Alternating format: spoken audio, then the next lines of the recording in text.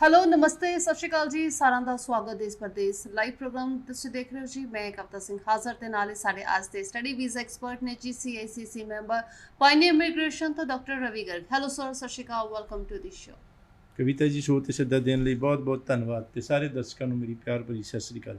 ਸੋ ਅਸੀਂ ਪਿਛਲੇ ਐਪੀਸੋਡ ਦੇ ਵਿੱਚ ਜਿੱਥੇ ਸੈਪਟੈਂਬਰ ਇਨਟੇਕ ਦੀ ਗੱਲ ਕੀਤੀ ਹੈ, ਸਾਡੇ ਸਟੂਡੈਂਟਸ ਦੇ ਵਾਸਤੇ ਕੀ ਕੁਝ ਆਪਸ਼ਨਸ ਦੀ ਗੱਲ ਕੀਤੀ ਹੈ, ਉੱਥੇ ਅਸੀਂ ਹੁਣ ਗੱਲ ਕਰਾਂਗੇ ਜੀ ਅੱਜ ਖਾਸ ਤੌਰ ਤੇ ਜਿਹੜੀਆਂ ਨਵੀਆਂ ਐਡਮਿਸ਼ਨਸ ਹੈਗੀਆਂ ਨੇ ਜਿਨ੍ਹਾਂ ਨੇ ਕੈਨੇਡਾ ਅਪਲਾਈ ਕਰਨਾ ਹੈ। ਬਟ ਉਸ ਤੋਂ ਪਹਿਲਾਂ ਰਵੀ ਸਰ ਹੁਣ ਕੈਨੇਡਾ ਜਿਹੜਾ ਜਨਵਰੀ ਇਨਟੇਕ ਹੈ ਕਿੱਦਾਂ ਐਕਸਪੈਕਟ ਕਰ ਰਹੇ ਹੋ, ਕੀ ਲੱਗਦਾ ਵੀ ਕੀ ਰਿਜ਼ਲਟਸ ਰਹਿਣਗੇ? ਕੈਨੇਡਾ ਹੁਣ ਸਾਡੇ ਸਟੂਡੈਂਟਸ ਨੂੰ ਵੀਜ਼ਾ ਦੇਗਾ, ਅਗਰ ਦੇਗਾ ਤਾਂ ਕਿਸ ਤਾਦਾਦ ਦੇ ਵਿੱਚ ਲੱਗਦਾ ਕਿ ਹਾਂਜੀ ਉਹ ਮਾਹੌਲ ਪਹਿਲਾਂ ਵਾਂਗੂ ਕਿ ਹਾਂਜੀ 2-3 ਮਹੀਨੇ ਦੇ ਵਿੱਚ ਰਿਜ਼ਲਟ ਆ ਜਾਂਦਾ ਸੀ, ਡਿਕਲੇਅਰ ਹੋ ਜਾਂਦਾ ਸੀ, ਜਾਂ STS ਨੂੰ ਤਾਂ ਜਿੱਥੇ ਵੀਜ਼ਾ ਮਿਲਦੇ ਸੀ ਨਾਨ STS ਨੂੰ ਵੀ ਵੀਜ਼ਾ ਮਿਲਦਾ ਦੇਖਿਆ, ਰਾਈਟ? ਸੋ ਹੁਣ ਕੀ ਐਕਸਪੈਕਟੇਸ਼ਨਸ ਨੇ ਇਸ ਵਾਰੀ, ਕਿੱਦਾਂ ਤੁਸੀਂ ਦੇਖ ਰਹੇ ਹੋ ਜਨਵਰੀ ਇਨਟੇਕ? ਬਿਲਕੁਲ ਦੇਖੋ, ਜਨਵਰੀ ਇਨਟੇਕ ਦੇ ਵਿੱਚ ਜਿਹੜਾ ਹੈਗਾ ਨਏ ਜਿਹੜੇ ਈਅਰ ਦੀ ਕੋਟਾ शुरू हो गया हैगा और बड़ा अच्छा सक्सैस रेट हैगा अगेन कि poor profile weak profile students ਜਿਹੜੇ ਨੇ केसिस ਨੇ ਉਹਨਾਂ ਨੂੰ ਖਤਰਾ ਆਏਗਾ। ਚੰਗੇ केसिस ਨੇ ਜਿਹੜੇ ਚੰਗੇ ਮਾਰਕਸ 75-80% ਔਰ ਜਿਸ ਤਰ੍ਹਾਂ +2 ਕੀਤੀ ਹੈ ਵੀ ਜਿਨ੍ਹਾਂ ਦੇ ਕਿਸੇ ਵੀ ਸਬਜੈਕਟ ਦੇ ਵਿੱਚ ਲੈਸ ਦੈਨ 50% ਹੋਣਗੇ ਥਿਊਰੀ ਦੇ ਵਿੱਚ, ਉਹਨਾਂ ਨੂੰ ਰਿਸਕ ਆਏਗਾ। 60% ਤੋਂ ਘੱਟ ਅਗਰ ਮਾਰਕਸ ਨੇ ਉਹਨਾਂ ਨੂੰ ਰਿਸਕ ਆਏਗਾ। ਬੈਕਲੌਗਸ ਜ਼ਿਆਦਾ ਨਹੀਂ ਔਰ ਐਕਸਟੈਂਡਡ ਡਿਗਰੀ ਹੈ ਉਹਨਾਂ ਨੂੰ ਰਿਸਕ ਆਏਗਾ। 5 ਸਾਲ ਤੱਕ ਦੇ ਗੈਪ ਦਾ ਗ੍ਰੈਜੂਏਟਸ ਨੂੰ ਕੋਈ ਦਿੱਕਤ ਵਾਲੀ ਗੱਲ ਨਹੀਂ, ਉਸ ਤੋਂ ਵੱਧ ਜਿੰਨਾ ਵੀ ਗੈਪ ਹੋਏਗਾ ਉਹਨਾਂ ਨੂੰ ਰਿਸਕ ਆਏਗਾ। ਸੋ ਇਹ ਹੈਗੇ ਨੇ ਜਿਹੜੇ ਵੀਕ ਪ੍ਰੋਫਾਈਲ ਕੇਸਿਸ, ਉਹਨਾਂ ਨੂੰ ਲੀਨੀਅੰਟ ਵੀਜ਼ਾ ਆਫਿਸਰ ਦੇ ਦੇਣਗੇ ਔਰ ਸਟ੍ਰਿਕਟ ਵੀਜ਼ਾ ਆਫਿਸਰ ਆਬਜੈਕਸ਼ਨ ਲਗਾ ਕੇ ਰਿਫਿਊਜ਼ਲ ਲਗਾ ਸਕਦੇ ਹੈ। ਲੇਕਿਨ ਜਿਹੜੇ ਚੰਗੇ ਕੇਸਿਸ ਨੇ ਉਹਨਾਂ ਨੂੰ ਕੋਈ ਡਰਨ ਦੀ ਜ਼ਰੂਰਤ ਨਹੀਂ। ਚੰਗੇ ਵੀਕ ਗੁੱਡ ਪ੍ਰੋਫਾਈਲ ਜਿਹੜੇ ਕੇਸਿਸ ਨੇ ਉਹਨਾਂ ਦੇ ਵੀਜ਼ੇ ਹਮੇਸ਼ਾ ਤੋਂ ਆਉਂਦੇ ਰਹੇ ਹੈਗੇ ਆ, ਹੁਣ ਵੀ ਆ ਰਹੇ ਨੇ ਔਰ ਕੈਨੇਡਾ ਬਿਲਕੁਲ ਵਾਈਡ ਓਪਨ ਦਾ ਮਤਲਬ ਪੂਰੀ ਤਰ੍ਹਾਂ ਖੁੱਲ੍ਹਾ ਹੋਇਆ ਹੈਗਾ। ਕਿਉਂਕਿ ਦੇਖੋ ਕੈਨੇਡਾ ਦੀ ਜਿਹੜੀ ਏਰੀਆ ਹੈਗਾ ਤਕਰੀਬਨ ਇੰਡੀਆ ਤੋਂ 3.5 ਗੁਣਾ ਹੈ ਔਰ ਪਾਪੂਲੇਸ਼ਨ ਜਿਹੜੀ ਹੈਗੀ ਆ ਉਹ ਇੰਡੀਆ ਦੀ 135-40 ਕਰੋੜ ਹੈਗੀ ਆ ਔਰ ਕੈਨੇਡਾ ਦੀ ਤਕਰੀਬਨ ਕੋਈ 3.25 ਕਰੋੜ ਹੈਗੀ ਜੀ। ਇਹ ਕਿੰਨਾ ਵੱਡਾ 120 ਗੁਣਾ ਦੇ ਕਰੀਬ ਦਾ ਜਿਹੜਾ ਗੈਪ ਹੈਗਾ ਉਹ ਜਿਹੜਾ ਕਵਰ ਕਰਨ ਵਾਸਤੇ ਮਤਲਬ ਉੱਥੇ ਜਿਹੜੇ ਆਪਾਂ ਇੱਥੇ ਚੰਡੀਗੜ੍ਹ ਦਿੱਲੀ ਕਿਤੇ ਵੀ ਲਾ ਲਓ ਸ਼ਹਿਰਾਂ ਦੇ ਵਿੱਚ ਭੀੜ ਭੜੱਕਾ ਦੇਖਦੇ ਹਾਂ, ਉੱਥੇ ਬੜਾ ਟਾਵਾਂ ਕੋਈ ਬੰਦਾ ਨਜ਼ਰ ਆਉਂਦਾ ਹੈ। ਮਤਲਬ ਕੰਸਨਟ੍ਰੇਸ਼ਨ ਜਿਹੜੀ ਹੈਗੀ ਆ ਉਹ ਬਹੁਤ ਘੱਟ ਹੈਗੀ ਆ। ਪਰ ਕਿਲੋਮੀਟਰ ਦੀ ਗੱਲ ਕਰੀਏ ਕਿੰਨੇ ਬੰਦੇ ਨੇ ਉਹ ਬਹੁਤ ਘੱਟ ਨੇ ਐਜ਼ ਕੰਪੇਅਰ ਟੂ ਇੰਡੀਆ। ਬਹੁਤ ਹਾਲੇ ਪਰਸੈਂਟ ਦੀ ਇਮੀਗ੍ਰੈਂਟਸ ਦੀ ਲੋੜ ਹੈਗੀ ਹੈ। ਬਰਥ ਰੇਟ ਜਿਹੜਾ ਹੈਗਾ ਨੈਗੇਟਿਵ ਦੇ ਵਿੱਚ ਹੈਗਾ ਹੁਣ ਵੀ। ਸੋ ਉਸ ਚੀਜ਼ ਨੂੰ ਦੇਖਦੇ ਹੋਏ ਬਹੁਤ ਜ਼ਿਆਦਾ ਇਮੀਗ੍ਰੈਂਟਸ ਦੀ ਜ਼ਰੂਰਤ ਹੈਗੀ ਆ ਔਰ ਹਰ 3 ਸਾਲ ਦੇ ਵਿੱਚ ਤਕਰੀਬਨ 1 ਮਿਲੀਅਨ ਦਾ ਮਤਲਬ 10 ਲੱਖ ਦੇ ਕਰੀਬ ਜਿਹੜਾ ਕੋਟਾ ਹੁੰਦਾ ਵੀ 10 ਲੱਖ ਪਰਸਨ ਜਿਹੜੇ ਨੇ ਆਊਟਸਾਈਡ ਤੋਂ ਕੈਨੇਡਾ ਦੇ ਰੈਜ਼ੀਡੈਂਟ ਪਰਮਾਨੈਂਟ ਰੈਜ਼ੀਡੈਂਟ ਜਿਹੜੇ ਇਮੀਗ੍ਰੈਂਟਸ ਨੂੰ ਜਿਹੜਾ ਹੈ ਉਹ ਬੁਲਾਉਣਾ ਹੈਗਾ ਕੈਨੇਡਾ ਨੇ। ਸੋ ਇਹ ਚੀਜ਼ਾਂ ਨੂੰ ਦੇਖਦੇ ਹੋਏ ਪਹਿਲਾਂ PR ਜ਼ਿਆਦਾ ਹੁੰਦੀ ਸੀਗੀ ਔਰ ਸਟੱਡੀ ਵੀਜ਼ਾ ਘੱਟ ਸੀ ਮਈ 2009 ਤੋਂ ਪਹਿਲਾਂ। ਲੇਕਿਨ ਮਈ 2009 ਦੇ ਵਿੱਚ SPP ਸ਼ੁਰੂ ਕੀਤਾ ਦਾ ਮਤਲਬ ਇਹਨਾਂ ਨੂੰ ਕੈਨੇਡਾ ਨੂੰ ਇਹ ਸੋਚ ਲਿਆ ਇਹਨਾਂ ਨੇ ਕਿ ਇੰਨੀ ਸਾਰੀ ਫੀਸ, ਇੰਨੇ ਸਾਰੇ ਇੰਸਟੀਟਿਊਸ਼ਨਸ ਨੂੰ ਪ੍ਰਮੋਟ ਕਰਨਾ, ਉਸ ਦੇ ਵਿੱਚ ਇੰਨੇ ਸਾਰੇ ਟੈਕਸਿਸ ਆਉਣੇ ਔਰ ਫਿਰ GIC ਦੇ ਵਿੱਚ $10,000 ਕੈਨੇਡੀਅਨ ਡਾਲਰ ਪਰ ਸਟੂਡੈਂਟ ਦੇ ਡਿਪੋਜ਼ਿਟ ਹੋ ਜਾਣੇ। ਇੰਨੇ ਸਾਰਾ ਅਮਾਊਂਟ ਜਿਹੜਾ ਕਿਸੇ ਕੰਟਰੀ ਬਾਹਰ ਦੇ ਕੰਟਰੀਆਂ ਤੋਂ ਆਉਂਦਾ ਹੈਗਾ ਉਸ ਦੇ ਨਾਲ ਇਕੋਨਮੀ ਨੂੰ ਬੂਸਟ ਬਹੁਤ ਹਾਈ ਲੈਵਲ ਦਾ ਮਿਲਦਾ ਹੈਗਾ। ਸੋ ਇਹ ਇਸੇ ਤਰ੍ਹਾਂ ਚੱਲਦਾ ਪਿਆ ਹੈਗਾ ਔਰ ਇਸੇ ਤਰ੍ਹਾਂ ਕਾਫੀ ਸਾਲ ਹਾਲੇ ਚੱਲਣ ਦੀ ਸੰਭਾਵਨਾ ਹੈਗੀ ਹੈ। ਕੋਈ ਡਰਨ ਦੀ ਜ਼ਰੂਰਤ ਨਹੀਂ ਹੈਗੀ। ਹਾਈ ਸਕਸੈਸ ਰੇਟ ਵੈਲਕਮ ਜੀ। ਔਰ ਖਾਸ ਤੌਰ 'ਤੇ ਅਗਰ ਕੋਈ ਰਿਫਿਊਜ਼ ਹੋ ਜਾਂਦਾ ਇਹ ਕੋਈ ਵੱਡੀ ਗੱਲ ਨਹੀਂ, ਬੜੇ ਚਿਰ ਤੋਂ ਹੁੰਦਾ ਆਇਆ ਹੈਗਾ ਕਿ ਰਿਫਿਊਜ਼ ਹੋ ਜਾਂਦਾ ਤੇ ਦੇਖਣਾ ਪਏਗਾ ਕਿੰਨਾ ਵੀਕ ਹੈਗਾ ਪ੍ਰੋਫਾਈਲ। ਲੇਕਿਨ ਜ਼ਿਆਦਾਤਰ ਕੇਸਿਸ ਨੂੰ ਰਿਫਿਊਜ਼ਲ ਤੋਂ ਬਾਅਦ ਵੀ ਵੀਜ਼ਾ ਲੱਗ ਜਾਂਦਾ, ਕੋਈ ਦਿੱਕਤ ਨਹੀਂ ਜੀ।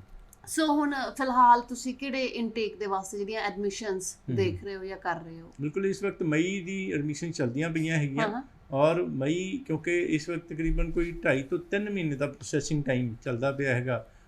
ਜਿਹੜੀ ਫਾਈਲ ਅਸੀਂ ਐਮਬੈਸੀ ਵਿੱਚ ਸਬਮਿਟ ਕਰ ਦਿੰਦੇ ਹੈਗੇ ਉਸ ਤੋਂ ਬਾਅਦ 2.5 ਤੋਂ 3 ਮਹੀਨੇ ਦੇ ਬਾਅਦ ਰਿਜ਼ਲਟ ਜਿਹੜਾ PPR ਜਿਹੜੀ ਪਾਸਪੋਰਟ ਰਿਕੁਐਸਟ ਆ ਰਹੀ ਹੈਗੀ ਹੈ।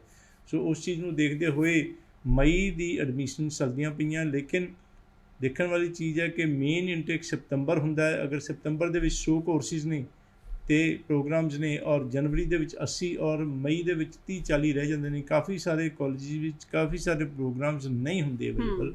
ਫॉर एग्जांपल कि शेरिडन कॉलेज है उत्ते विच तकरीबन कोई 150 के करीब प्रोग्राम ने ਔਰ ਮਈ ਦੇ ਵਿੱਚ ਫਿਰ 3-4 ਪ੍ਰੋਗਰਾਮ ਰਹਿ ਜਾਂਦੇ ਬਹੁਤ ਘੱਟ। ਸੋ ਇਹ ਇਸ ਚੀਜ਼ ਦੇ ਕਰਕੇ ਅਗਰ ਮਈ ਦੇ ਵਿੱਚ ਕੋਈ ਰੈਲੇਵੈਂਟ ਪ੍ਰੋਗਰਾਮ ਜਿੱਥੇ ਤੁਸੀਂ ਜਾਣਾ ਚਾਹੁੰਦੇ ਹੋ, ਕੋਈ ਤੁਹਾਡਾ ਰਿਲੇਟਿਵ ਹੈ ਜਾਂ PR ਜਿੱਥੇ ਸੌਖੀ ਹੈਗੀ ਹੈ, ਸਸਕੈਚੁਅਨ, ਮੈਨੀਟੋਬਾ ਜਾਂ ਅਟਲਾਂਟਿਕ ਪ੍ਰੋਵਿੰਸਿਸ, ਉੱਥੇ ਨਿਊ ਬਰੰਜ਼ਵਿਕ ਕਮਿਊਨਿਟੀ ਕਾਲਜ ਹੈਗਾ ਜਾਂ ਹੋਰ ਜਿਹੜੇ ਹੈਗੇ ਨੇ ਕਾਲਜਿਸ, ਯੂਨੀਵਰਸਿਟੀਜ਼, ਉਹਨਾਂ ਦੇ ਵਿੱਚ ਮਈ ਦੇ ਵਿੱਚ ਕੋਰਸਿਸ ਬੜੇ ਘੱਟ ਨੇ ਔਰ ਸਤੰਬਰ ਦੇ ਵਿੱਚ ਮਿਲਣਗੇ। ਸੋ ਅਗਰ ਔਰ ਦੂਸਰਾ ਤੁਸੀਂ ਪਹਿਲਾਂ ਪ੍ਰੀਵੀਅਸ ਐਜੂਕੇਸ਼ਨ ਕੀ ਕੀਤੀ ਹੈਗੀ ਹੈ, ਤੁਹਾਡੇ ਆਈਲੈਟਸ ਦੇ ਬੈਂਡ ਕਿੰਨੇ ਹੈਗੇ ਨੇ, ਔਰ ਅਲੱਗ-ਅਲੱਗ ਕਾਲਜਿਸ ਦੀ ਅਲੱਗ-ਅਲੱਗ ਰਿਕੁਆਇਰਮੈਂਟ। ਫੋਰ ਐਗਜ਼ਾਮਪਲ ਕਿ ਗ੍ਰੈਜੂਏਟਸ ਹੈਗੇ ਨੇ ਤੇ ਜ਼ਿਆਦਾਤਰ ਕਾਲਜਿਸ 6.5 ਨਾਟ ਲੈਸ ਦੈਨ 6 ਲੈਂਦੇ ਨੇ, ਅਗਰ 6 ਈਚ ਨੇ ਤੇ ਕਿਤੇ ਉਹ ਜਿਹੜੇ ਮਿਲਣਗੇ। ਸੋ ਅਗਰ ਮਈ ਦੇ ਵਿੱਚ ਤੁਹਾਡੀ ਆਪਸ਼ਨਸ ਅਵੇਲੇਬਲ ਨਹੀਂ ਹੈਗੀਆਂ ਚੰਗੀਆਂ, ਔਰ ਖਾਸ ਤੌਰ 'ਤੇ ਕਵਿਤਾ ਜੀ ਬੜੇ ਸਾਰੇ ਕਾਲਜਿਸ ਇਸ ਤਰ੍ਹਾਂ ਦੇ ਨੇ ਜਿਨ੍ਹਾਂ ਦੇ ਵਿੱਚ ਫੀਸ ਘੱਟ ਹੈ, ਜਿਹੜੇ ਅਫੋਰਡ ਘੱਟ ਕਰਦੇ ਆ, ਫੀਸ ਘੱਟ ਅਫੋਰਡ ਕਰਦੇ ਨੇ ਸਟੂਡੈਂਟਸ, ਉਹਨਾਂ ਨੂੰ ਦੇ ਵਾਸਤੇ ਖਾਸ ਤੌਰ 'ਤੇ ਮੈਂ ਥੋੜ੍ਹੀ ਡਿਟੇਲ ਵੀ ਦੱਸਣਾ ਚਾਹੁੰਦਾ ਹੈਗਾ ਕਿ ਲੈਂਪਟਨ ਕਾਲਜ ਹੈਗਾ ਜਿਸ ਦਾ ਕਿ ਮਿਸੀਸਾਗਾ, ਟੋਰੰਟੋ ਔਰ ਸਾਰਨੀਆ ਦੇ ਵਿੱਚ ਕੈਂਪਸ ਹੈਗਾ, ਜਾਂ ਫਿਰ CBU ਕੇ ਬ੍ਰਿਟਨ ਯੂਨੀਵਰਸਿਟੀ, ਸਿਡਨੀ ਸ਼ਹਿਰ, ਨੋਵਾ ਸਕੋਸ਼ੀਆ। ਇਹਨਾਂ ਦੇ ਜਿਹੜੇ ਪੋਸਟ ਗ੍ਰੈਜੂਏਟ ਪ੍ਰੋਗਰਾਮਸ ਨੇ 3+1 ਦਾ ਮਤਲਬ 3 ਜਿਹੜੇ 4-4 ਮਹੀਨੇ ਦੇ ਸਮੈਸਟਰ ਇਨ ਕਲਾਸ ਸਟੱਡੀ, 4th ਸਮੈਸਟਰ ਜਿਹੜਾ ਹੈਗਾ ਉਹ ਇਨ ਕਲਾਸ ਸਟੱਡੀ ਨਹੀਂ ਹੋਏਗਾ, ਕੋਪ ਹੋਏਗਾ, ਮਤਲਬ ਇੰਟਰਨਸ਼ਿਪ ਹੋਏਗੀ, ਜ਼ਿਆਦਾਤਰ ਪੇਡ ਹੁੰਦੀ ਹੈ ਔਰ ਉਸ ਦੀ ਫੀਸ ਵੀ ਨਹੀਂ ਦੇਣੀ। ਸੋ 1 ਸਾਲ ਦੀ ਫੀਸ 10 ਲੱਖ, 2 ਸਾਲ ਦੀ ਫੀਸ 20 ਲੱਖ ਹੁੰਦੀ ਹੈ ਆਮ ਤੌਰ 'ਤੇ, ਆਮ ਸਾਰੇ ਕਾਲਜਿਸ ਦੀ। ਲੇਕਿਨ ਇਹ 2 ਦੀ ਗੱਲ ਕੀਤੀ, ਲੈਂਪਟਨ ਔਰ CBU, ਔਰ ਇੱਕ KPU ਕੁਆਂਟਲੈਂਡ ਪੋਲੀਟੈਕਨਿਕ ਯੂਨੀਵਰਸਿਟੀ ਦੇ ਪੋਸਟ ਗ੍ਰੈਜੂਏਟ ਪ੍ਰੋਗਰਾਮ ਦੀ ਵੀ ਫੀਸ 15 ਲੱਖ। ਇਹ ਤਿੰਨਾਂ ਦੀ ਜਿਹੜੀ ਹੈ 15 lakh. NBCC New Brunswick community college ਜਿਸ ਦਾ ਸਤੰਬਰ ਦੇ ਵਿੱਚ ਜ਼ਿਆਦਾਤਰ ਇਨਟੇਕ ਹੁੰਦਾ ਹੈ, ਔਰ CNC college of New Caledonia, Prince George city, British Columbia ਜਿਹੜੀ ਪ੍ਰੋਵਿੰਸ ਦੇ ਵਿੱਚ। ਸੋ ਇਹਨਾਂ ਦੀ ਤਕਰੀਬਨ ਕੋਈ 15 ਲੱਖ ਦੇ ਕਰੀਬ fees. Even post secondary program ਦੀ ਵੀ ਫੀਸ ਜਿਹੜੀ ਹੈਗੀ ਹੈ, ਪੋਸਟ ਗ੍ਰੈਜੂਏਟ ਪ੍ਰੋਗਰਾਮ ਦੀ ਵੀ ਫੀਸ ਜਿਹੜੀ ਹੈਗੀ ਹੈ 15 ਲੱਖ ਦੇ ਕਰੀਬ, 5 ਲੱਖ ਦਾ ਫਾਇਦਾ। ਆਮ ਤੌਰ 'ਤੇ ਸਕਾਲਰਸ਼ਿਪ ਦੀ ਗੱਲ ਕਰਦੇ ਹਾਂ ਤੇ ਸਕਾਲਰਸ਼ਿਪ ਇਹ ਕਾਲਜਿਸ ਜਿਹੜੇ ਕੈਨੇਡਾ ਦੇ ਕਾਲਜਿਸ ਬਹੁਤ ਘੱਟ ਦਿੰਦੇ ਨੇ, $100, $200, $1000, $2000 ਵੱਧ ਤੋਂ ਵੱਧ। ਸੋ ਉਹ ਘੱਟ ਚਾਂਸਿਸ ਹੁੰਦੇ ਨੇ। ਉਹ ਵੀ ਜਦੋਂ ਸਟੂਡੈਂਟ ਚਲੇ ਜਾਂਦੇ ਨੇ ਕੈਨੇਡਾ 'ਚ ਵੀਜ਼ਾ ਲੱਗਣ ਤੋਂ ਬਾਅਦ, ਉੱਥੇ ਜਾ ਕੇ ਫਸਟ ਸਮੈਸਟਰ ਦੇ ਵਿੱਚ ਹਾਈ ਪਰਫਾਰਮੈਂਸ ਹੁੰਦੀ ਹੈ ਤੇ ਉਸ ਤੋਂ ਬਾਅਦ ਉਹਨਾਂ ਨੂੰ ਸਕਾਲਰਸ਼ਿਪ ਕੁਛ $1000-$2000 ਦਾ ਮਿਲਦਾ ਹੈ। ਅਦਰਵਾਈਜ਼ ਇਹ ਜਿਹੜਾ ਬੈਨੀਫਿਟ ਮੈਂ ਦੱਸਿਆ ਇਹ ਬਹੁਤ ਜ਼ਬਰਦਸਤ ਬੈਨੀਫਿਟ ਨੇ, ਔਰ ਇਹਨਾਂ ਦੇ ਵਿੱਚ ਮਈ ਦੇ ਵਿੱਚ ਅਗਰ ਸੀਟ ਨਾ ਮਿਲੇ ਤੇ ਸਤੰਬਰ ਦੇ ਵਿੱਚ ਲੈ ਲੈਣੀ ਚਾਹੀਦੀ। ਅਗਰ ਤੁਹਾਡਾ ਕੋਈ ਪ੍ਰੋਗਰਾਮ ਚੰਗੀ ਥਾਂ 'ਤੇ ਜਿੱਥੇ ਤੁਸੀਂ PR ਰਹਿ ਕੇ ਸਸਕੈਚੁਅਨ, ਮੈਨੀਟੋਬਾ ਵਗੈਰਾ ਮਈ ਦੇ ਵਿੱਚ ਨਹੀਂ ਹੈਗਾ ਤੇ ਮੇਰੀ ਐਡਵਾਈਸ ਕਿ ਭਾਵੇਂ ਸਤੰਬਰ ਦੇ ਵਿੱਚ ਜਾਣਾ ਪੈ ਜਾਵੇ। ਲੇਕਿਨ ਹੁਣ ਦੇ ਦਿਨ, ਅੱਜ ਦੇ ਦਿਨ ਇਹ ਕਿ ਮਈ ਦੀ ਐਡਮਿਸ਼ਨਸ ਵੀ ਕਾਫੀ ਟਾਈਮ ਤੋਂ ਚੱਲਦੀਆਂ ਪਈਆਂ ਔਰ ਕਾਫੀ ਸਾਰੇ ਕੋਈ ਕਾਲਜ ਵਿੱਚ ਕਈ ਕੋਰਸਿਸ ਪ੍ਰੋਗਰਾਮ ਫੁੱਲ ਹੋ ਗਏ ਨੇ। ਸੋ 2-3 ਕਾਲਜਿਸ ਵਿੱਚ ਜ਼ਰੂਰ ਅਪਲਾਈ ਕਰਨਾ ਤਾਂ ਕਿ ਇੱਕ ਕਾਲਜ ਤੋਂ ਆਫਰ ਲੈਟਰ ਨਾ ਆਏ ਤੇ ਦੂਜੇ ਕਾਲਜ ਵਿੱਚ, ਦੂਜੇ ਤੋਂ ਨਾ ਆਏ ਤੇ ਤੀਜੇ ਕਾਲਜ ਵਿੱਚ ਆ ਜਾਵੇ। ਇਹ ਬੜਾ ਧਿਆਨ ਰੱਖ ਕੇ ਐਡਮਿਸ਼ਨ ਵਾਸਤੇ ਅਪਲਾਈ ਕਰਨਾ ਜੀ। ਐਂਡ ਆਮ ਸ਼ੋਰ ਵੀ ਇਹ ਇੰਨੀ ਇਨਫੋਰਮੇਸ਼ਨ ਜਿਹੜੀ ਡਿਟੇਲ ਦੇ ਵਿੱਚ ਜਿਹੜਾ ਜਿਹਨੂੰ ਨੌਲੇਜ ਹੋਏਗੀ, ਐਂਡ ਆਮ ਸ਼ੋਰ ਵੀ CICC ਮੈਂਬਰ ਜਿਹੜੇ ਉਹਨਾਂ ਕੋਲੇ ਹਰ ਤਰ੍ਹਾਂ ਦੀ ਨੌਲੇਜ ਹੈਗੀ ਹੈ। ਸੋ ਸਭ ਤੋਂ ਪਹਿਲਾਂ ਤੁਹਾਨੂੰ ਜੋ ਵੀ ਅਪਡੇਟਸ ਆਉਂਦੀਆਂ ਹੈਗੀਆਂ ਨੇ, ਬਿਕੋਜ਼ ਤੁਸੀਂ ਇੱਕ ਅਥੋਰਾਈਜ਼ਡ ਪਰਸਨ ਹੈਗੇ ਹੋ ਇਮੀਗ੍ਰੇਸ਼ਨ ਦੇ ਵੱਲੋਂ ਵੀ। ਬਿਲਕੁਲ। ਦੇਖੋ CICC member legally recognised Canada government, Canada embassy ਤੋਂ ਮਾਨਤਾ ਪ੍ਰਾਪਤ ਨੇ ਔਰ ਕੈਨੇਡੀਅਨ ਰੈਜ਼ੀਡੈਂਟਸ ਨੂੰ ਹੀ ਜਿਹੜੇ CICC ਮੈਂਬਰ ਬਣ ਸਕਦੇ ਨੇ। ਬੜੇ ਸਾਰੇ ਐਗਜ਼ਾਮ ਪਾਸ ਕਰਨੇ ਹੁੰਦੇ ਨੇ ਔਰ ਕੈਨੇਡਾ ਦੇ ਵਿੱਚ ਅੱਧਾ ਟਾਈਮ ਮੇਰਾ ਕੈਨੇਡਾ ਵਿੱਚ, ਅੱਧਾ ਇੰਡੀਆ ਦੇ ਵਿੱਚ, ਉੱਥੇ ਦੇ ਸਾਰੇ ਕਾਲਜਿਸ ਦੇ ਵਿੱਚ ਮੇਰਾ ਪਰਸਨਲ ਵਿਜ਼ਿਟਸ, ਟੂਰਸ ਹੁੰਦੇ ਨੇ ਔਰ ਗੱਲਬਾਤ ਔਰ ਮੀਟਿੰਗਸ ਹੁੰਦੀਆਂ ਨੇ। ਸੋ ਐਮਬੈਸੀ ਨਾਲ ਮੀਟਿੰਗਸ, CICC ਜਿਹੜੀ ਹੈ ਲੇਟੈਸਟ ਅਪਡੇਟਸ ਦੇ ਨਾਲ ਸਾਨੂੰ ਵਾਕਿਫ ਰੱਖਦੀ ਹੈਗੀ ਹੈ, ਜਾਣੂ ਰੱਖਦੀ ਹੈਗੀ ਹੈ ਕੀ ਚੱਲਦਾ ਪਿਆ ਹੈਗਾ, ਲੇਟੈਸਟ ਅਪਡੇਟਸ ਅੰਡਰ ਕਾਲਜਿਸ ਦੇ ਪ੍ਰੋਗਰਾਮ ਔਰ ਐਮਬੈਸੀ ਦਾ ਜਿਹੜਾ ਟ੍ਰੈਂਡ ਕੀ ਚੱਲਦਾ ਪਿਆ ਹੈਗਾ, ਉਹ ਸਾਰੀ ਗੱਲਬਾਤ ਐਮਬੈਸੀ ਵੀ ਸਾਨੂੰ ਅਪਡੇਟਡ ਰੱਖਦੀ ਹੈਗੀ ਹੈ, IRCC। ਸੋ ਇਹ ਸਾਰੀਆਂ ਚੀਜ਼ਾਂ ਜਿਹੜੀਆਂ ਨੇ ਡੈਫੀਨੇਟਲੀ ਨੌਲੇਜ ਇਜ਼ ਪਾਵਰ।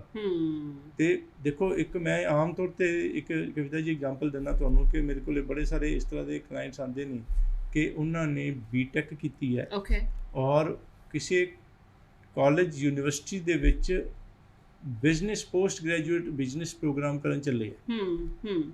ਠੀਕ ਹੈ, BTech ਕੀਤੀ ਹੈ, ਪੋਸਟ ਗ੍ਰੈਜੂਏਟ ਪ੍ਰੋਗਰਾਮ ਕਰਨ ਚੱਲੇ ਹੈ ਔਰ ਉਹਨਾਂ ਨੂੰ ਇੱਕ ਸਮੈਸਟਰ ਦਾ ਪ੍ਰੀ ਬਿਜ਼ਨਸ ਦਾ ਮਤਲਬ ਇਹ ਹੈ ਕਿ ਬਿਜ਼ਨਸ ਕਿਉਂਕਿ ਨਹੀਂ ਪੜ੍ਹਿਆ ਹੋਇਆ ਤੇ ਪੋਸਟ ਗ੍ਰੈਜੂਏਟ ਬਿਜ਼ਨਸ ਪ੍ਰੋਗਰਾਮ ਪੜ੍ਹਨ ਵਾਸਤੇ ਇੱਕ ਸਮੈਸਟਰ ਦਾ ਬਿਜ਼ਨਸ ਦੀ ਫਾਊਂਡੇਸ਼ਨ ਪ੍ਰੋਗਰਾਮ ਕਰਨਾ ਪਏਗਾ, 4 ਮਹੀਨੇ ਐਕਸਟਰਾ, 2 ਸਾਲ ਦਾ ਕੋਰਸ ਜਿਹੜਾ ਹੈਗਾ ਪੋਸਟ ਗ੍ਰੈਜੂਏਟ ਬਿਜ਼ਨਸ, ਔਰ 20 ਲੱਖ ਦੀ ਜਿਹੜੀ ਫੀਸ ਤਾਂ 2 ਸਾਲ ਦੇ ਪੋਸਟ ਗ੍ਰੈਜੂਏਟ ਪ੍ਰੋਗਰਾਮ ਦੀ ਬਿਜ਼ਨਸ ਦੀ, ਔਰ 5 ਲੱਖ ਦੇ ਕਰੀਬ ਪ੍ਰੀ ਬਿਜ਼ਨਸ ਜਿਹੜਾ ਬਿਜ਼ਨਸ ਦਾ ਪ੍ਰੋਗਰਾਮ ਫਾਊਂਡੇਸ਼ਨ ਦੀ, 25 ਲੱਖ ਰੁਪਏ। ਅੱਛਾ।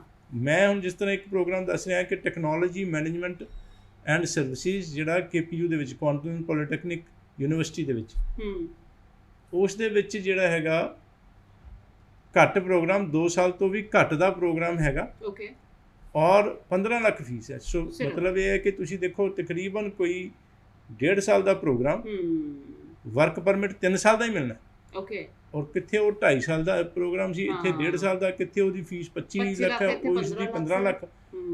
ਸੋ ਵਰਕ ਪਰਮਿਟ 3 ਸਾਲ ਦਾ। ਕਿਉਂਕਿ ਇਨਫੋਰਮੇਸ਼ਨ ਨਹੀਂ ਹੈ ਨਾ, ਜਿਹੜੇ ਬਾਕੀ ਦੇ ਜਿਹੜੇ ਕੰਸਲਟੈਂਟ ਜਾਂ ਨਾਰਮਲ ਜਿਹੜੇ ਆਪਣੀ ਪ੍ਰੈਕਟਿਸ ਕਰਦੇ ਨੇ, ਆਈ ਡੋਨਟ ਥਿੰਕ ਸੋ ਇੰਨੀ ਚੋਇਸ ਦੇ ਪਾਉਂਦੇ ਨੇ। ਡੈਫੀਨਿਟਲੀ ਜਿਸ ਤਰ੍ਹਾਂ ਪਹਿਲਾਂ ਵੀ ਆਪਾਂ ਗੱਲ ਕੀਤੀ ਸੀ, ਹੁਣ ਖਾਸ ਤੌਰ ਤੇ ਅੱਜ ਦੇ ਦਿਨ ਸ਼ਾਇਦ ਲੋਕਾਂ ਨੂੰ ਇਹ ਕਿ ਹਰ ਬੰਦਾ ਬਾਹਰ ਜਾ ਰਿਹਾ ਤੇ ਕਾਫੀ ਜ਼ਿਆਦਾ ਲੋਕ ਆਇਲਟਸ ਸੈਂਟਰ ਔਰ ਇਮੀਗ੍ਰੇਸ਼ਨ ਸੈਂਟਰ, ਵੀਜ਼ਾ ਸੈਂਟਰਸ ਖੋਲ੍ਹਦੇ ਪਏ ਨੇ, ਕਾਫੀ ਜ਼ਿਆਦਾ ਹੋ ਗਏ ਨੇ। ਲੇਕਿਨ ਉਹੀ immigration is not a regulated profession in India. ਇੱਥੇ ਇਮੀਗ੍ਰੇਸ਼ਨ ਦੇ ਵਾਸਤੇ ਕੋਈ ਵੀ ਸ਼ਰਤਾਂ ਨਹੀਂ ਹੈਗੀਆਂ ਕਿ ਗ੍ਰੈਜੂਏਟ ਹੋਣਾ ਚਾਹੀਦਾ ਜਾਂ ਕੋਈ ਲੈਂਗੁਏਜ ਆਇਲਟਸ ਜਾਂ ਕੁਛ ਇਸ ਤਰ੍ਹਾਂ ਦਾ ਕੁਛ ਵੀ ਹੋਣਾ ਜ਼ਰੂਰੀ ਨਹੀਂ ਹੈ। ਤੇ ਕੋਈ ਵੀ ਦੁਕਾਨ ਖੋਲ੍ਹ ਲੈਂਦਾ ਤੇ ਫਿਰ ਇਹ ਨੌਲੇਜ ਨਹੀਂ ਹੁੰਦੀ, ਔਰ ਨੈਚੁਰਲੀ ਕਿ ਫਿਰ ਨੌਲੇਜ ਨਾ ਹੋਣ ਕਰਕੇ ਇਹ ਡੀਪ ਨੌਲੇਜ ਜਿੱਥੇ ਪੈਸੇ ਦੀ ਵੀ ਫਾਇਦਾ ਹੋਵੇ, ਵੀਜ਼ਾ ਚਾਂਸਿਸ ਹਾਈ ਹੋਣ, ਰੈਲੇਵੈਂਟ ਪ੍ਰੋਗਰਾਮ ਹੋਣ, ਔਰ ਉਹ ਰੈਲੇਵੈਂਟ ਪ੍ਰੋਗਰਾਮ ਦੇਖਣ ਵਾਸਤੇ ਪ੍ਰੀਵੀਅਸ ਐਜੂਕੇਸ਼ਨ ਕੀ ਹੈ, ਅੱਗੇ ਪ੍ਰੋਗਰਾਮ ਕਿਹੜਾ ਲੈ ਕੇ ਜਾ ਰਹੇ ਹਾਂ, ਉਹ ਜਿਹੜਾ ਪ੍ਰੋਗਰਾਮ ਹੈ ਉਸ ਦੇ ਕੋਰਸ ਕੰਟੈਂਟ ਪੜ੍ਹਾਇਆ ਕੀ ਜਾਏਗਾ, ਉਸ ਦੀ ਫੀਸ ਕੀ ਹੋਏਗੀ, ਇਹ ਸਾਰੀਆਂ ਡਿਟੇਲ ਜਿਹੜੀਆਂ ਨੇ ਬਹੁਤ ਜ਼ਰੂਰੀ ਨੇ ਜੀ। ਸੋ ਇੱਕ ਛੋਟੀ ਜਿਹੀ ਵੀਡੀਓ ਜੀ ਤੁਹਾਡੇ ਸਾਰਿਆਂ ਦੇ ਵਾਸਤੇ, ਸੋ ਦੈਟ ਤੁਸੀਂ ਵੀ ਜਾਣੋ ਵੀ CICC ਮੈਂਬਰ ਕੌਣ ਨੇ, ਕਿੱਦਾਂ ਤੁਹਾਡੀ ਮਦਦ ਕਰਦੇ ਨੇ।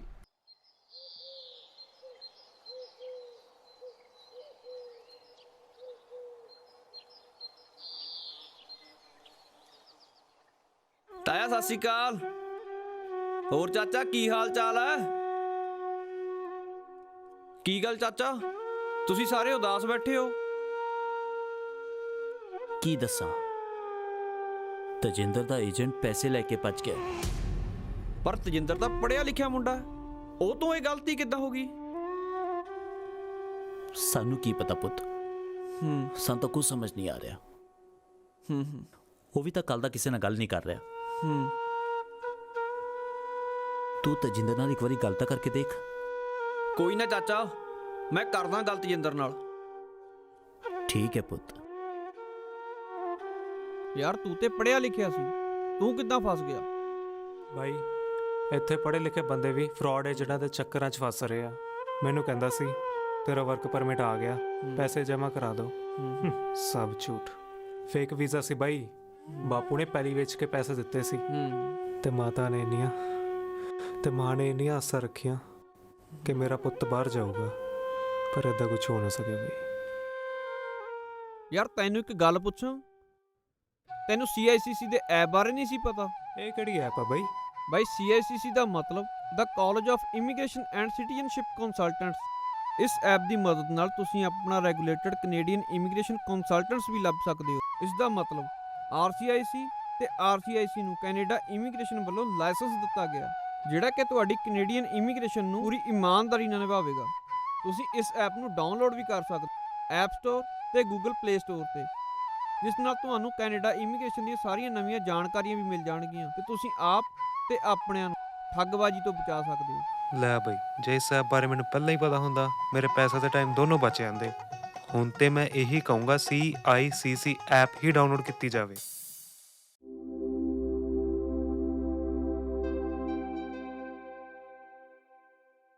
ਸੋ ਪਾਇਨੀਅਰ ਇਮੀਗ੍ਰੇਸ਼ਨ ਤੋਂ ਡਾਕਟਰ ਰਵੀ ਗਰਗ ਜੀ ਸਾਡੇ ਅੱਜ ਦੇ ਜਿਹੜੇ ਸਟੱਡੀ ਵੀਜ਼ਾ ਐਕਸਪਰਟ ਹੈਗੇ ਨੇ, CICC ਮੈਂਬਰ ਹੈਗੇ ਨੇ। ਸੋ ਜਿਨ੍ਹਾਂ ਨੇ ਵੀ ਆਪਣਾ ਹਾਲ ਦਾ ਜਿਹੜਾ ਕੇਸ ਹੈਗਾ ਜੀ, ਜਿਨ੍ਹਾਂ ਨੇ ਅਪਲਾਈ ਕਰਨਾ ਕੈਨੇਡਾ ਦੇ ਵਾਸਤੇ, ਕਾਈਂਡਲੀ ਨਿਊ ਐਡਮਿਸ਼ਨਸ ਨੇ ਚਾਹੇ ਫਿਰ ਉਹ ਰਿਜੈਕਸ਼ਨ ਵਾਲੇ ਸਟੂਡੈਂਟਸ ਨੇ, ਸੋ ਹਰ ਇੱਕ ਨੂੰ ਮੌਕਾ ਕਿਤੇ ਨਾ ਕਿਤੇ ਅੱਜ ਵੀ ਤੁਹਾਡੇ ਵਾਸਤੇ ਹੈਗਾ। ਸੋ ਜਿਹੜਾ ਲੇਟ ਨਹੀਂ ਕਰਨਾ ਜੀ, ਨਾਲ ਦੇ ਨਾਲ ਅਪਲਾਈ ਜ਼ਰੂਰ ਕਰ ਲੈਣਾ। ਅੱਛਾ, ਕਈ ਤਾਂ ਗਾਰੰਟੀਆਂ ਬੜੀਆਂ ਦਿੰਦੇ ਨੇ ਕਿ ਹਾਂਜੀ ਤੁਹਾਡਾ ਵੀਜ਼ਾ ਆ ਜਾਏਗਾ। ਹਾਲਾਂਕਿ ਸੈਪਟੈਂਬਰ ਦਾ ਵੀ ਅਸੀਂ ਦੇਖਿਆ ਸੀਗਾ ਥੋੜਾ ਜਿਹਾ ਬੁਰਾ ਹਾਲ ਜਿਹੜਾ ਸੀਗਾ, ਉਸ ਵੇਲੇ ਗਾਰੰਟੀਆਂ ਸਾਰੀਆਂ ਫੇਲ ਹੋ ਗਈਆਂ ਸੀ, ਜਿਹੜੇ ਕੰਸਲਟੈਂਟਸ ਵੱਡੇ ਵੱਡੇ ਦਾਅਵੇ ਵੀ ਕਰਦੇ ਸੀ। ਦੇਖੋ ਕਵਿਤਾ ਜੀ, ਮੈਂ ਮੈਨੂੰ ਯਾਦ ਹੈ ਫਿਰੋਜ਼ਪੁਰ ਆਫਿਸ ਤੋਂ ਬਾਹਰ ਆਇਆ, ਥੋੜਾ ਜਿਹਾ ਅੱਗੇ ਗਿਆ ਤੇ ਇੱਕ ਵੱਡਾ ਸਾਰਾ ਬੋਰਡ ਲਿਖਿਆ ਸੀ ਰਿਫਿਊਜ਼ਲ ਸਪੈਸ਼ਲਿਸਟ। ਅੱਛਾ। ਔਰ ਉਹ ਤੇ ਲਿਖਿਆ ਸੀ 100% ਵੀਜ਼ਾ ਗਾਰੰਟੀ। ਸੋ ਉਹ ਇਹੋ ਜਿਹੇ ਬੋਰਡ ਥਾਂ ਤੇ ਬਹੁਤ ਜ਼ਿਆਦਾ ਦੇਖੇ ਜਾ ਸਕਦੇ ਆ। ਔਰ ਬੜੇ ਸਾਰੇ ਔਰ ਉਸ ਦੇ ਨਾਲ ਮੈਂ ਲਾਣ ਲੱਗਦੀ ਗੱਲ ਦੱਸਦਾ, ਮੇਰੇ ਕੋਲ ਸੈਮੀਨਾਰਸ ਦੇ ਵਿੱਚ ਬਹੁਤ ਸਾਰੇ ਸਟੂਡੈਂਟਸ ਇਸ ਤਰ੍ਹਾਂ ਦੇ ਆਉਂਦੇ ਆ ਜਿਹੜੇ ਕਿ ਕਹਿੰਦੇ ਸਾਨੂੰ ਗਰੰਟੀ ਦਿੱਤੀ ਸੀ, ਉਹ ਕਹਿੰਦੇ ਜੀ ਵੀਜ਼ਾ ਤੁਹਾਡਾ ਲੱਗੇਗਾ ਜ਼ਰੂਰ, ਤੇ ਨਹੀਂ ਲੱਗਿਆ, ਰਿਫਿਊਜ਼ਲ ਹੋ ਗਈ, ਫਿਰ ਦੁਬਾਰਾ ਲਗਾ ਦਿੱਤਾ, ਫਿਰ ਦੁਬਾਰਾ ਰਿਫਿਊਜ਼ਲ ਹੋ ਗਈ, ਤੇ ਮੇਰਾ ਮਤਲਬ ਕਿ ਹੁਣ ਗਰੰਟੀ ਕਿੱਥੇ ਗਈ। ਸੋ ਉਹ ਮੈਂ ਕਿਹਾ ਹੁਣ ਉਹਨਾਂ ਨੂੰ ਪੁੱਛਿਆ ਨਹੀਂ, ਕਹਿੰਦੇ ਜੀ ਉਹ ਕਹਿੰਦੇ ਵੀਜ਼ਾ ਅਫਸਰ ਦੀ ਕੋਈ ਪ੍ਰੋਬਲਮ ਹੈਗੀ ਹੈ ਜਾਂ ਕਿ ਇਹ ਜਿਹੜਾ ਟਾਈਮ ਹੀ ਠੀਕ ਨਹੀਂ ਚੱਲਦਾ ਪਿਆ, ਕੈਨੇਡਾ ਬੰਦ ਹੋ ਗਿਆ, ਕੈਨੇਡਾ ਨੇ ਵੀਜ਼ਾ ਦੇਣੇ ਬੰਦ ਕਰਤੇ। ਸੋ ਇਹ ਸਾਰੀਆਂ ਚੀਜ਼ਾਂ ਬਿਲਕੁਲ ਇਹ ਗਰੰਟੀ ਦੇਖੋ ਦਿੱਤੀ ਹੀ ਨਹੀਂ ਜਾ ਸਕਦੀ। ਸਾਡੇ ਹਰ ਆਫਿਸ ਦੇ ਵਿੱਚ ਬਾਹਰ ਲਿਖਿਆ ਹੁੰਦਾ, ਹਾਲਾਂਕਿ 10 ਵਿੱਚੋਂ 8, 10 ਵਿੱਚੋਂ 9, 80-90% ਸਕਸੈਸ ਰੇਟ ਜ਼ਿਆਦਾਤਰ ਵੀਜ਼ੇ ਅਸੀਂ ਲੈਂਦੇ ਹੈਗੇ ਹਾਂ। ਔਰ ਦੇਖੋ ਤੁਸੀਂ ਖਾਸ ਗੱਲ ਇਹ ਕਿ ਅਸੀਂ ਆਫੀਸ਼ੀਅਲ ਆਥੋਰਾਈਜ਼ਡ ਰਿਪਰੈਜ਼ੈਂਟੇਟਿਵ ਹੈਗੇ ਹਾਂ ਕਾਲਜ ਯੂਨੀਵਰਸਿਟੀਜ਼ ਦੇ ਜੀ, ਜਿਹੜੇ ਗੁੱਡ ਪ੍ਰੋਫਾਈਲ ਕੇਸਿਸ ਜਿਨ੍ਹਾਂ ਦੇ ਹਾਈ ਵੀਜ਼ਾ ਚਾਂਸਿਸ, ਉਹਨਾਂ ਕੋਲੋਂ ਅਸੀਂ ਫੀਸ ਨਹੀਂ ਲੈਂਦੇ, ਓਨਲੀ 2000 ਰੁਪੀਸ। ਲੋਕਾਂ ਨੂੰ ਵਿਸ਼ਵਾਸ ਨਹੀਂ ਹੁੰਦਾ। ਔਰ ਕਾਲਜ ਯੂਨੀਵਰਸਿਟੀ ਸਾਨੂੰ ਆਫਿਸਿਸ ਦੇ ਖਰਚੇ ਦਿੰਦੇ ਨੇ। ਔਰ ਵੀਜ਼ਾ ਲੱਗਣ ਤੋਂ ਹੀ ਫਾਇਦਾ ਹੈ, ਵੀਜ਼ਾ ਲੱਗਦਾ ਹੈ ਸਾਡਾ, ਔਰ ਵੀਜ਼ਾ ਲੱਗਣ ਤੋਂ ਬਾਅਦ ਕਾਲਜ ਯੂਨੀਵਰਸਿਟੀ ਸਾਡੇ ਆਫਿਸ ਦੇ ਖਰਚੇ ਦਿੰਦੇ, ਅਸੀਂ ਕਲਾਇੰਟਸ ਤੋਂ ਨਹੀਂ ਪੈਸੇ ਲੈਂਦੇ ਜੀ। ਸੋ ਇਹ ਸਾਰੀ ਜਿਹੜੀਆਂ ਚੀਜ਼ਾਂ ਨੇ। ਲੇਕਿਨ ਦੂਜਾ ਪਾਸੇ ਕੁਝ ਕੰਸਲਟੈਂਟਸ ਇਹ ਵੀ ਕਰ ਸਕਦੇ ਨੇ ਕਿ ਜੀ ਲੱਖ 2 ਲੱਖ ਕਹਿ ਕੇ ਲੈ ਲਏ, ਲੱਖ 2 ਲੱਖ 2 ਨੰਬਰ ਦੇ ਵਿੱਚ ਖਾ ਗਏ ਤੇ ਪੈਸੇ ਲੈ ਲਏ, ਤੇ ਭਾਵੇਂ ਰਿਫਿਊਜ਼ ਹੀ ਹੋ ਜਾਏ ਕੋਈ ਪ੍ਰੋਬਲਮ ਨਹੀਂ। ਲੇਕਿਨ ਵੀਜ਼ਾ ਇੱਕ ਸਾਡੇ ਵਾਸਤੇ ਜਦੋਂ ਜਿਹੜੇ ਕਿ ਰੱਬ ਨੂੰ ਹਾਜ਼ਰ ਨਾਜ਼ਰ ਮੰਨ ਕੇ 100% ਓਨੈਸਟੀ, ਟਰਾਂਸਪੇਰੈਂਸੀ, ਐਥਿਕਸ ਨਾਲ ਕੰਮ ਕਰਦੇ ਆ ਜੀ। ਹਾਲਾਂਕਿ ਇਮੀਗ੍ਰੇਸ਼ਨ ਦਾ ਖੁਦ ਕਹਿੰਦਾ ਵੀ ਫਰਾਡਨੈਂਸ ਤੋਂ ਜਿਹੜਾ ਹੈਗਾ ਤੁਸੀਂ ਬਚੋ। ਬਹੁਤ ਚੰਗੀ ਤੁਸੀਂ ਗੱਲ ਇਹ ਚੱਕੀ ਹੈ ਕਿ ਜਿਹੜੀ IRCC ਕੈਨੇਡਾ ਅੰਬੈਸੀ ਦੇ ਵੱਲੋਂ ਮਨਾ ਕੀਤਾ ਗਿਆ ਹੈਗਾ ਕਿ ਕੋਈ ਵੀ ਕੰਸਲਟੈਂਟ ਗਰੰਟੀ ਨਹੀਂ ਦੇ ਸਕਦਾ, ਕਿਉਂਕਿ ਇਮੀਗ੍ਰੇਸ਼ਨ ਅਫੀਸਰ ਦਾ ਕੰਮ ਹੈ ਦੇਖਣਾ। ਔਰ ਉਸਦੇ ਕੈਨੇਡਾ ਅੰਬੈਸੀ IRCC ਨੇ ਇੱਕ ਵੀਡੀਓ ਵੀ ਖਾਸ ਤੌਰ ਤੇ ਬਣਾਈ ਜਿਹੜੀ ਕਿ YouTube ਤੇ ਔਰ ਕੈਨੇਡਾ ਅੰਬੈਸੀ ਦੀ ਵੈਬਸਾਈਟ ਤੇ ਹੈਗੀ ਹੈ, ਜਿਸ ਦਾ ਜਿਹੜਾ ਹੈਡਿੰਗ ਹੈਗਾ don't be a victim of disappearing act ਜੀ। ਸੋ ਇਹ ਛੋਟੀ ਜਿਹੀ ਵੀਡੀਓ ਵੀ ਜੀ ਤੁਹਾਡੇ ਸਾਰਿਆਂ ਦੇ ਵਾਸਤੇ। I want to immigrate to Canada. Oh, well, you've come to the right place. Work visas, family applications, approvals, I can guarantee them. Fast, fast, fast. And I take cash. You take cash. Don't be the victim of a disappearing act. If something sounds too good to be true, it probably is. If you use an unauthorized representative, your application may be refused and you could be defrauded. Each year, Citizenship and Immigration Canada approves hundreds of thousands of immigration applications from those who use immigration representatives. But only some people are authorized to charge a fee to represent you on a Canadian immigration application. Find out who is an authorized representative and who can legally represent you by visiting our website. ਜੀ ਸੋ ਫਿਲਹਾਲ ਇਸ video ਤੋਂ ਬਾਅਦ ਜੀ, ਕਿਉਂਕਿ ਸਾਡੇ ਅੱਜ ਦੇ ਜਿਹੜੇ ਸਟੱਡੀ ਵੀਜ਼ਾ ਐਕਸਪਰਟ ਹੈਗੇ ਨੇ, CACC ਮੈਂਬਰ ਹੈਗੇ ਨੇ ਡਾਕਟਰ ਰਵੀ ਗਰਗ, ਕਿਉਂਕਿ ਕੈਨੇਡਾ ਦੇ ਵਿੱਚ ਹੋਰ ਵੀ ਬਾਕੀ ਕੈਟਾਗਰੀਜ਼ ਵੀ ਹੈਗੀਆਂ ਨੇ ਜਿਹਦੇ ਵਾਸਤੇ ਸਾਡੇ ਜਿਹੜੇ ਦਰਸ਼ਕ ਹੈਗੇ ਨੇ ਅਪਲਾਈ ਕਰਦੇ ਨੇ। ਬਹੁਤ ਬਹੁਤ ਸ਼ੁਕਰੀਆ, ਥੈਂਕ ਯੂ ਸੋ ਮਚ ਜੀ ਇਸ ਇਨਫੋਰਮੇਸ਼ਨ ਦੇ ਵਾਸਤੇ, ਧੰਨਵਾਦ। ਕਵਿਤਾ ਜੀ ਸੈਮੀਨਾਰ ਜਿਹੜਾ ਹੈ ਮੈਂ ਦੱਸਣਾ ਚਾਹੁੰਦਾ, ਕੰਪਨੀ ਦੇ ਹਾਲੇ ਚੱਲਦੇ ਪਏ ਸੀਗੇ ਔਰ ਉਸ ਦੇ ਵਿੱਚ 22 ਤਰੀਕ ਨੂੰ ਬਠਿੰਡਾ ਔਰ 23 ਨੂੰ ਪਟਿਆਲਾ, 24 ਤਰੀਕ ਨੂੰ ਚੰਡੀਗੜ੍ਹ $5000 ਤੱਕ ਦੀ ਸਕਾਲਰਸ਼ਿਪ ਕੰਪਨੀ ਦੇ ਰਹੀ ਹੈਗੀ ਹੈ। ਕੰਪਨੀ ਦੀ ਕੋਈ ਫੀਸ ਨਹੀਂ। ਜਿਹੜੇ ਚੰਗੇ ਪ੍ਰੋਫਾਈਲ ਕੇਸਿਸ ਨੇ ਵੈਲਕਮ, ਮੈਂ ਖੁਦ ਸਟੂਡੈਂਟਸ ਨੂੰ ਔਰ ਬਾਕੀ ਕਿਸੇ ਵੀ ਤਰ੍ਹਾਂ ਦੇ ਵੀਜ਼ਾ ਵਾਸਤੇ ਜਿਹੜੇ ਪਰਸਨਲੀ ਮਿਲਾਂਗਾ ਜੀ। ਬਹੁਤ ਬਹੁਤ ਸ਼ੁਕਰੀਆ। ਸੋ ਇਸੇ ਦੇ ਨਾਲ ਹੁਣ ਦਿਓ ਇਜਾਜ਼ਤ। ਸੋ ਕੈਨੇਡਾ ਜੀ ਤੁਹਾਡੇ ਕੋਲੇ ਅੱਜ ਵੀ ਮੌਕਾ ਸਾਡੇ ਸਟੂਡੈਂਟਸ ਦੇ ਵਾਸਤੇ ਜਿਨ੍ਹਾਂ ਨੇ ਅਪਲਾਈ ਕਰਨਾ, ਦੇਰੀ ਨਹੀਂ ਕਰਿਆ ਕਰੋ ਜੀ, ਤੇ ਅਪਲਾਈ ਕਰ ਲਿਆ ਕਰੋ। ਐਂਡ ਬਾਕੀ ਟੂਰਿਸਟ ਵੀਜ਼ਾ, ਵਿਜ਼ਟਰ ਵੀਜ਼ਾ ਜੋ ਰਿਕੁਆਇਰਮੈਂਟ ਹੁੰਦੀ ਹੈ ਜੀ ਉਹਦੇ ਅਕੋਰਡਿੰਗ ਹੀ ਅਪਲਾਈ ਕਰਿਆ ਕਰੋ ਜੇ ਤੁਸੀਂ ਵੀਜ਼ਾ ਹਾਸਲ ਕਰਨਾ ਹੈ। ਬਾਕੀ ਆਪਣਾ ਖਿਆਲ ਰੱਖੋ ਜੀ। ਨੈਕਸਟ ਟਾਈਮ ਮੁਲਾਕਾਤ ਕਰਾਂਗੇ ਐਂਡ ਦੇਸ਼ ਪ੍ਰਦੇਸ਼ ਲਾਈਵ ਪ੍ਰੋਗਰਾਮ ਇਸੇ ਤਰ੍ਹਾਂ ਵੇਖਦੇ ਰਿਹਾ ਕਰੋ। ਧੰਨਵਾਦ।